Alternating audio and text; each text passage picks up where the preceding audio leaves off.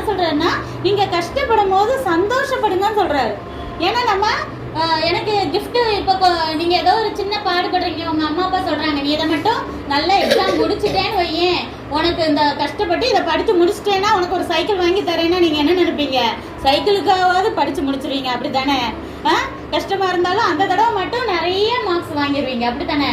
பரவாயில்ல, தூக்கத்தை விட்டாவது நைட்டு ரொம்ப நேரம் முழிச்சு காலையில சீக்கிரம் எந்திரிச்சு படிச்சு அந்த சைக்கிளை வாங்கினாதான் உங்களுக்கு சந்தோஷமா இருக்கும். அதே போலதான் நீங்க சில பாடுகள் இருந்தாலும் நம்மளுக்கு பரலோகத்துல பெரிய கிஃப்ட் சைக்கிள்லாம் வந்து அங்க தூசி, உங்களுக்கு எல்லாம் கோல்டு, பெரிய பெரிய ஜுவல்ஸ், அதே போல வீடு எல்லாமே வந்து நம்ம நினைச்சே பார்க்க முடியாத அளவுக்கு மகிமை அங்க இருக்கும். சரியா?